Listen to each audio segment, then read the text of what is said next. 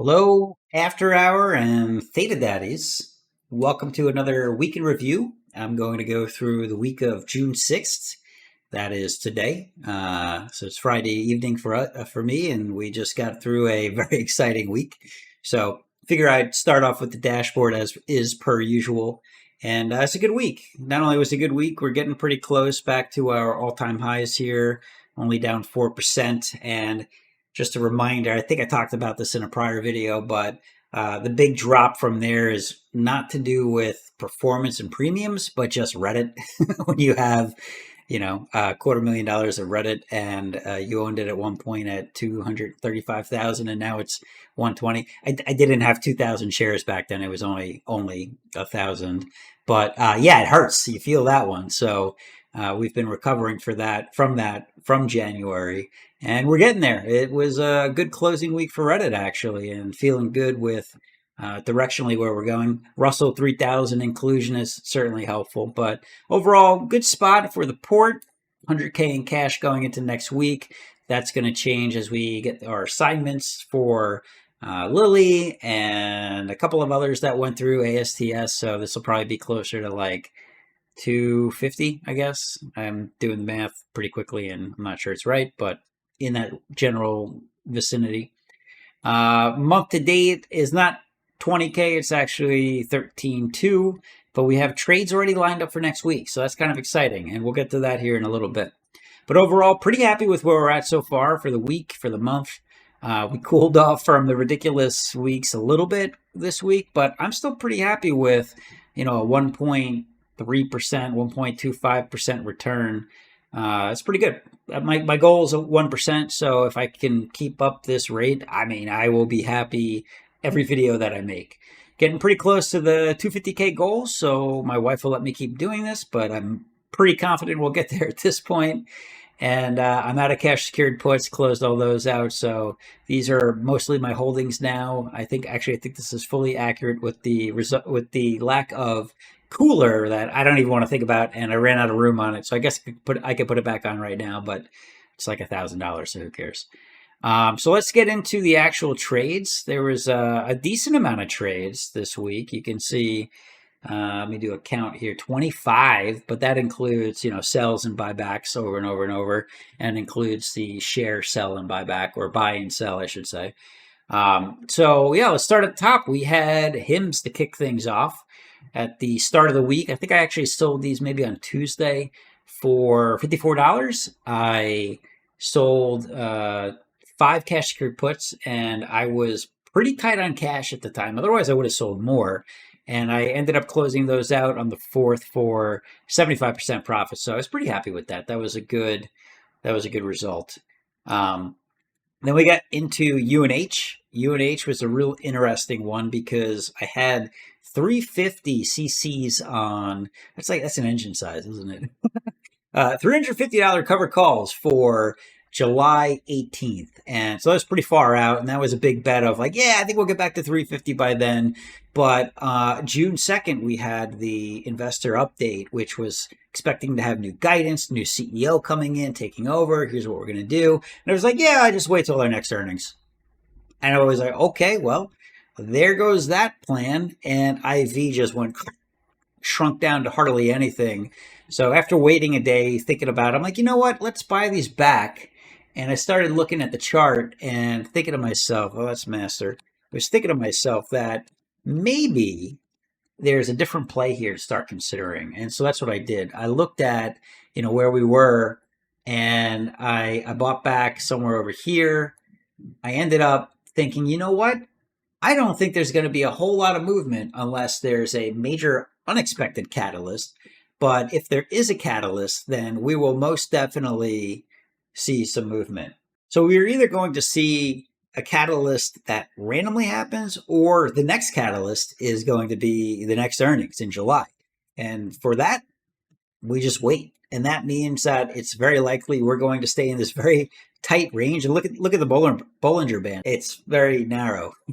And we're going to, I think, stay in there for quite a while outside of what we saw here randomly. We'll talk about that in a second. But, before that, leading up to that, things were getting pretty wide as we were waiting for this potential news. And what I was able to do though was at this point I was able to sell at the money CCs for about 310, so almost at the money, and bought them back over here because the bottom fell out after Trump and Elon got into a argument of some sort on Twitter and Truth Social, something about the Epstein file. I don't know. I'm sure you've already heard about it because everybody heard about it who was looking at the market. And yeah, so that was great. Ended up um, ended up buying that back actually in the 300 range over here, sold some 305s, and then bought them back again. And then I didn't touch them for the rest of the week because I really wasn't sure where we were going to end up after that ridiculous drop. But you can see we recovered most of it, if not overnight, immediately on open. So UNH is just kind of going to chug along in the 300 to 305 range, I think. And I mean, the 303 range is actually is a very specific number that was lining up with fibs from like a week ago that we were checking out on the Discord. So that's kind of interesting. Average advisor would be real proud of his call on that of 303 is the target. Something about the fibs lining up for that. But I ended up selling, buying back 40% profit, selling, buying back. I think that was 60 or 75% profit, whatever that was. Selling one more time, even closer to the money, 310 to 305, and then another, whatever, 60, 70% in the money, or profit made in that before it went in the money.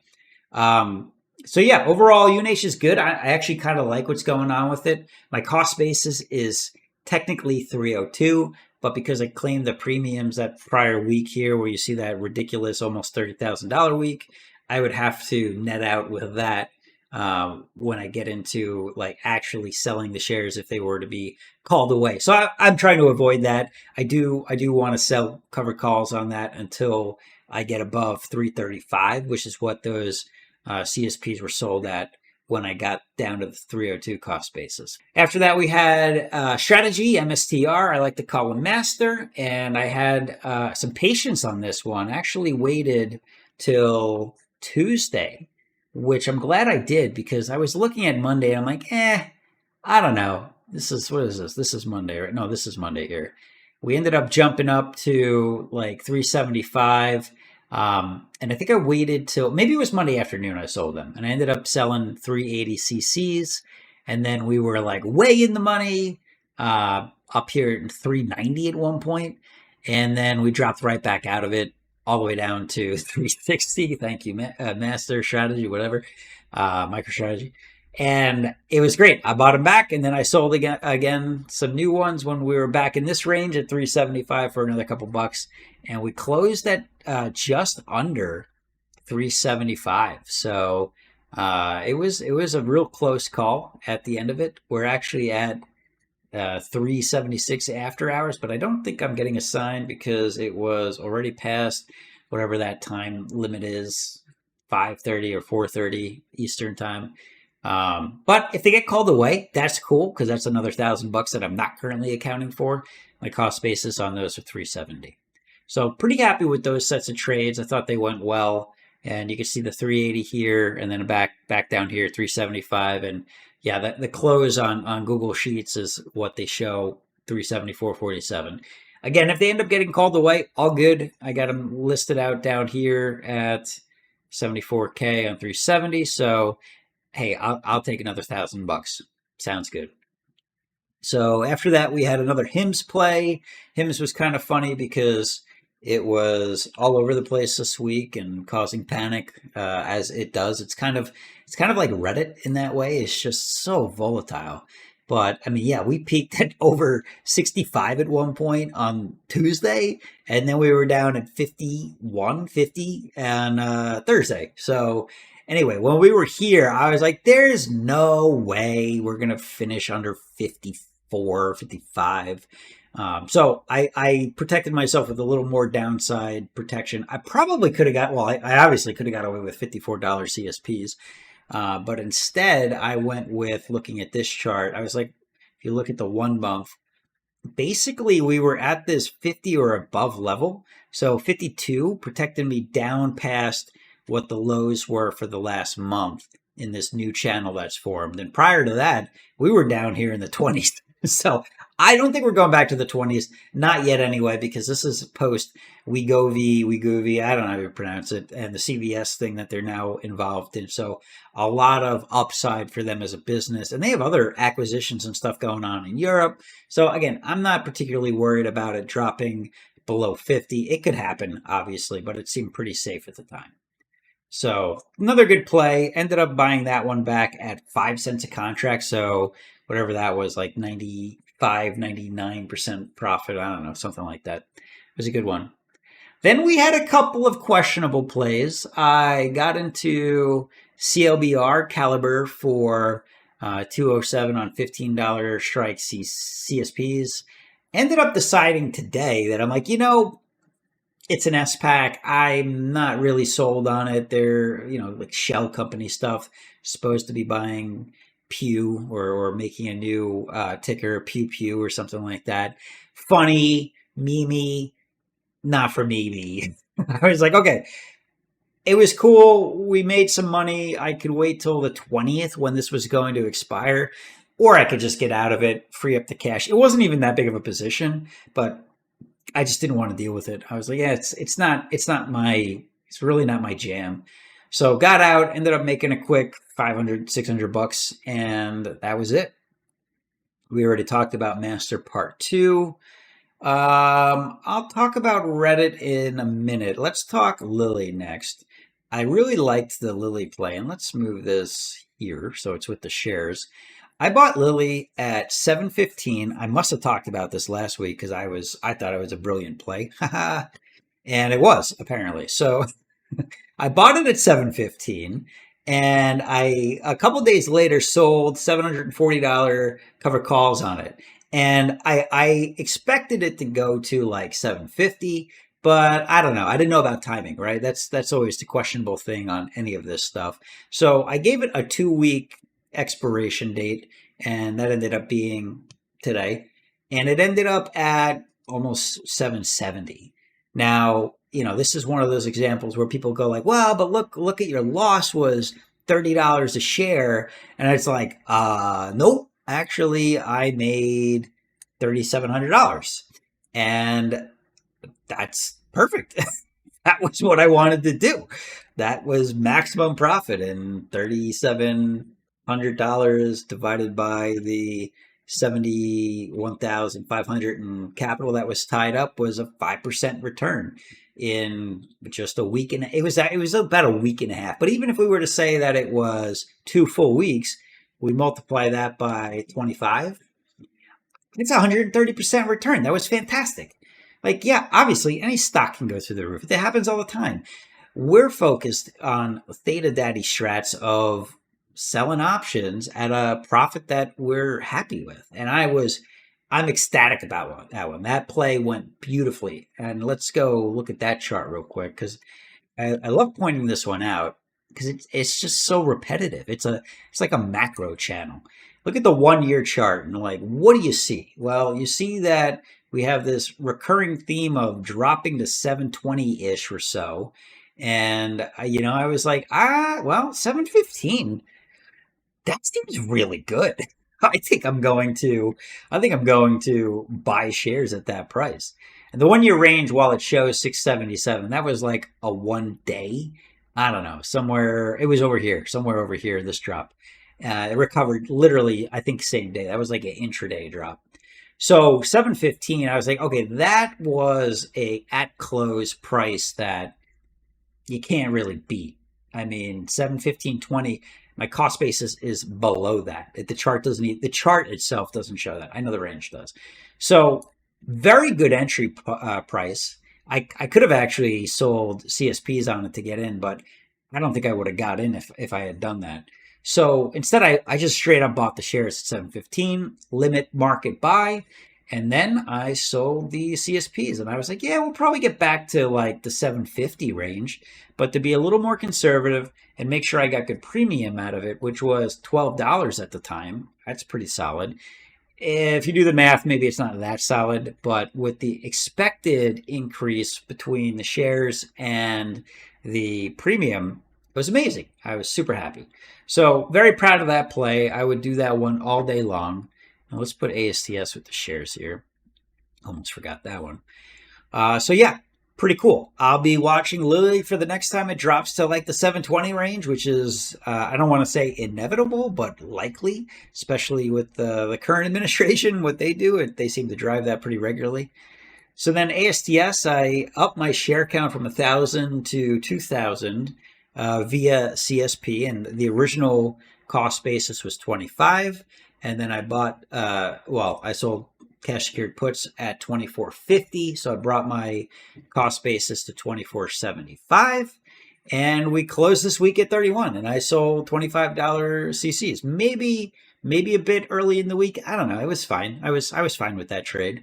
And ended up getting a net on that one of 1280. So we can do the math again, right? So 2475 times 2000 is 49.5. And what did I say? 1280 divided by 49.5. I did that wrong, but it was 2.6%. So we'll just multiply that by 25. No, I did that wrong. All right, 1280 divided by 49,500 and multiply, I should have been by 5. Multiply that by 50, right? Because that was just a week and 130% return. Again, I'm pretty happy with that. Like, you keep hitting singles. I don't even know if those are singles. Maybe those are doubles. You keep hitting singles and doubles, you're going to come out ahead eventually, right? So then we get to Reddit, and Reddit was interesting because I sold these on... Did I sell them on Monday or late last week? I don't remember, but I sold 1,000 of them, or 10 of them, I suppose, 1,000 shares at $1.01, and another 900. The price improved slightly between selling them, two different brokerages, at $1.10. Now, the cost basis here is, it's not wrong if you look at this, but it's all grouped. If I were to sell, if those shares had gotten called away at 120, I would have separated it all out. But the fact is, those were slightly in the money CCs, and the cost basis for the 1,000 shares was 120.55, and the other ones were 121. So had they sold and been called away, which they would have, I would have only net 10 cents on this one per share and 46 cents on this one. So what I did was, if you think about that, if I would have only made 46 cents, well, that would have ended up being $460, right? And no shares. Instead, I was able to buy it back for 46 cents conveniently, and I was able to make $500. And then I was able to slow roll it, which means you could roll a transaction, or I closed everything out. Then I waited for a few minutes and just to see what was going on, set some limit sells, and was able to resell these for next week at 225 and 227 on $1.25. So now my potential profit is not only 4K, 4,200 across that 1,900 shares, but it's actually slightly better than that. I got slightly different fills, as you can see, but it's that plus the shares at whatever their average cost basis is. Let's just say 121. 4 times 1,900, it's almost another, what, $7,600, something like that, if I did the math right. I don't know. So that was pretty good. I think that was a catch if you were to watch the chart today on Reddit. Let's go over here and see what that looks like. And we had this recurring theme that we've had a couple times over the last few months, and that is like every other week Reddit does this. It's like this weird slow march from the start of the day to the end of the day. I don't know why. Now, I could bet money. I'm not going to bet money. I could bet money, and maybe I should, that we're going to open red on Monday. Like, I don't want to guarantee, I can't guarantee it, but maybe I should bet money on it. I could bet money on it that it will open red, because that's what it does. It almost always does that. Now, you've got the inclusion of the Russell 3000 news and all this other stuff, so maybe this time it won't. But just Reddit, if we look at like the 6 month, it's like blah, blah, blah, blah, blah, blah, blah, blah, blah, blah, all over the place. And the 1 month is even more disgusting, right? It's very sharp, spiky. This is the other one, by the way. This was the other like March all day long. And then the next day, this is what happened. And that's what I'm expecting over here. And you see it, you actually saw it in the same week. We hit 110, 118, 112, 121, and what are we going to be? Now, what I will say is on the like couple weeks scale here, we're making higher highs and higher lows, if not slightly, right? So like that's a good sign. And so I may play this one carefully. If we have a drop on Monday, I'll probably buy them back early, even if it's like 40% profit, just because I want to see how things shake out at the end of the week. But overall, I'm really happy with those sets of trades for Reddit. And even though I didn't make a ton at the end of the day this week on it, may not have won the battle, but I'm hoping to win the war. This could be a big week, right? That could be, like I said, that could be an $11,000 return on, 200K, but that's a pretty solid return for a 1 week play. So that was all the plays that are live right now. I will share a couple of other things because we just hit next week's trades, and then some of these are live from last week too. Bull in particular, I sold these and I put them out to the 20th to get good premium, good premium on $13, which is slightly above my cost basis of $12.50. And yeah, if these get called away, awesome. Bull has been unfortunately on a downtrend since the IPO and then the first earnings. And that's because of the whole open warrants stuff that I'm not good at explaining. Just Google it. And so, we've got a lot of buying pressure at $10, but I don't think it'll last forever. I think, maybe we're dealing with it for a couple of months. That's fine. The premiums are good. I'll keep doing this over and over and over. And as you can see, I got 6,000 shares in it now, and I'm not planning on peeling any off. I'm not planning on taking any loss there. I'm just going to keep selling covered calls. So that's been good. I did the same with deck. I'm just like, help me get out of this. That is not the right price. It's 117.50. Sold 117.50 strike for 50 cents. Not huge. $500, not even a good payback. But to be honest, I don't really want to own decks. So if I can get out even, we'll call that a win. Actually, this is 117. They didn't have 117.50. So yeah, you don't win them all, but like if I get out for $500, I'm not going to call that a loss. I'm just going to say, yeah, the money was tied up for a little bit and we moved on to a better play.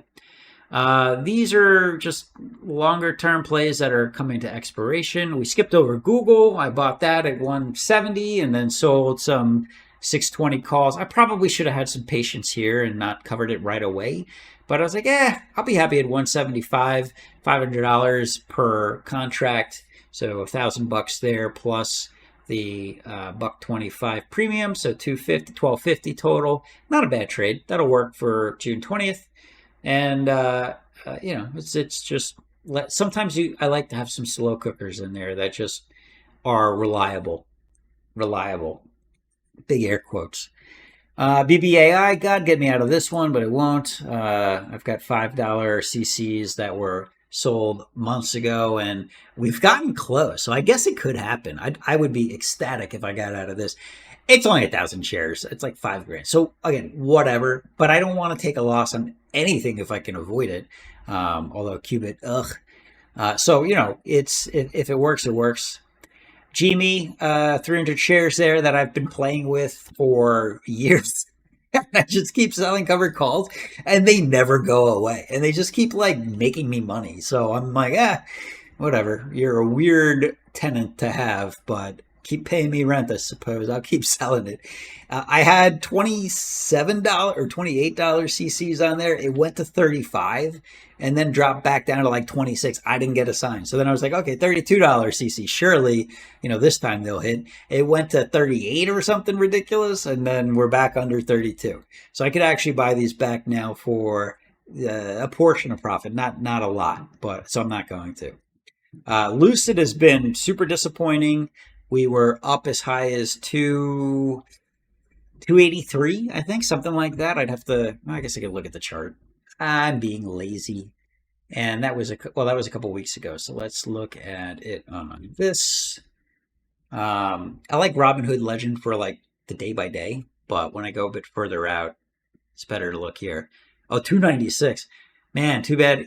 So they're covered, right, at $4. I'm like, well, I can't sell it.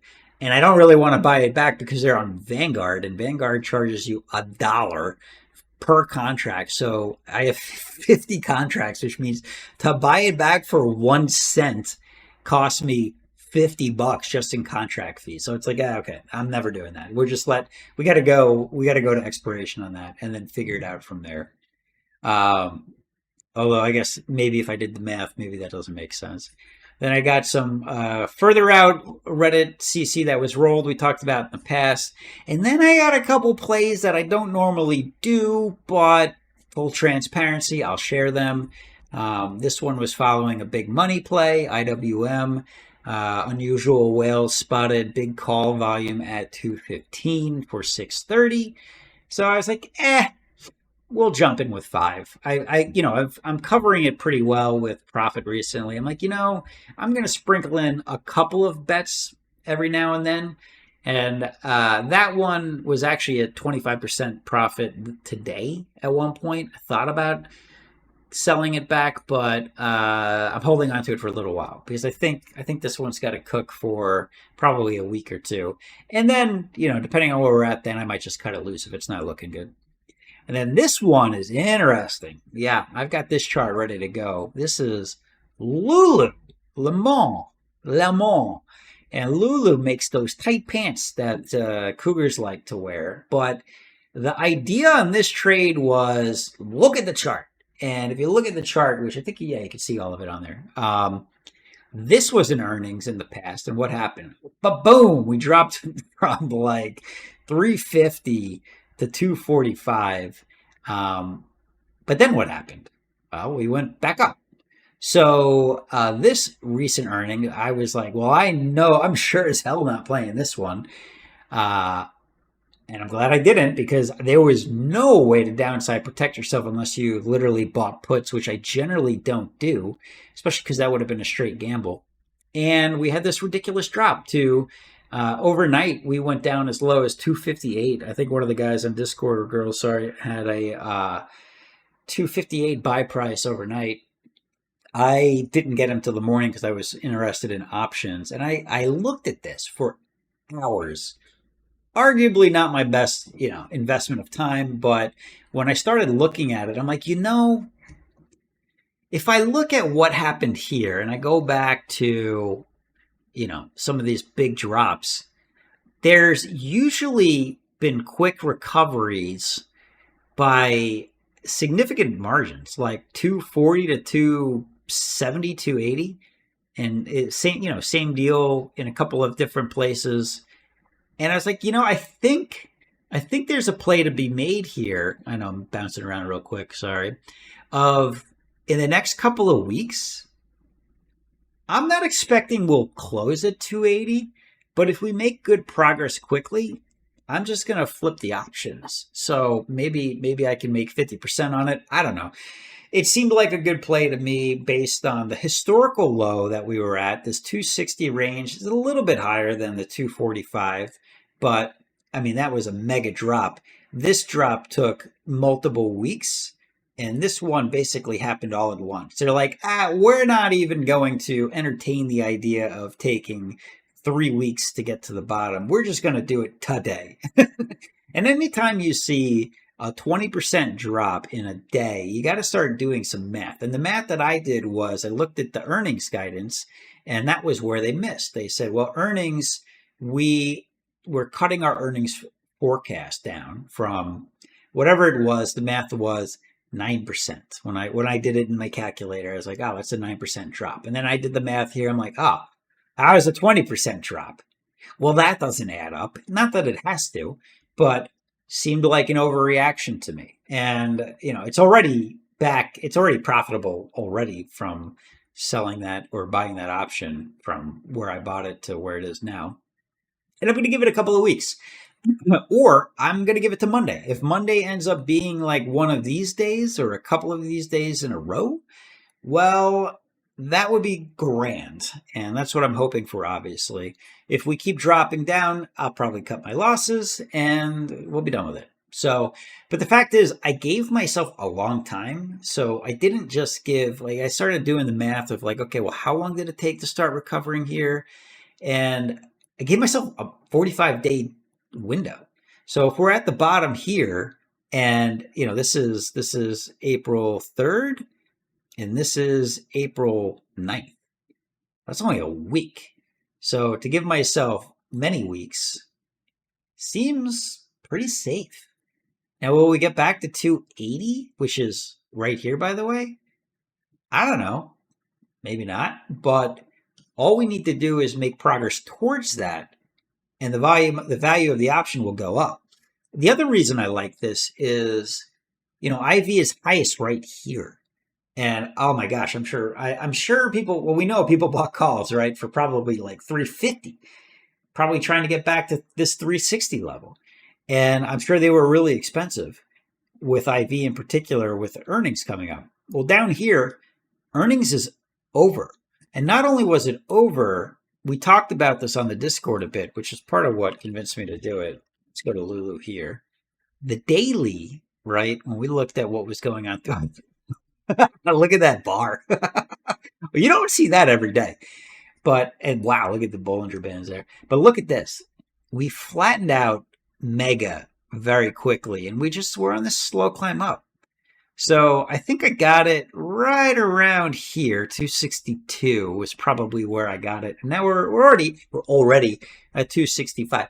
Whatever. I don't even care where we're at today. But I'm really interested where we'll be next week. And I think this could be a fun play that maybe pays off. And if not, honestly, not that big a deal.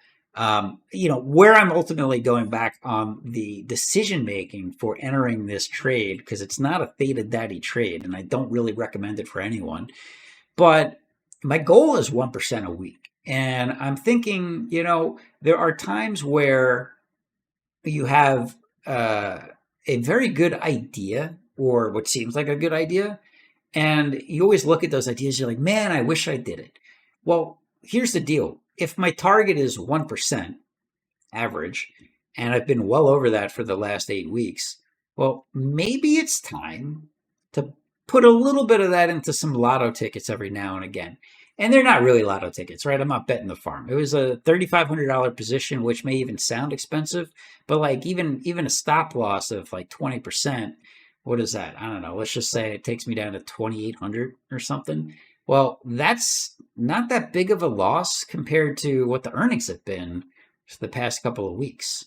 So I'm essentially funneling some of my extra profits into what I think are good plays. I don't think, yes, it's a gamble. Okay, it's definitely a gamble, but I don't think it's a degenerate play. I think it's a well thought out position, and I think it could pay. So we'll see.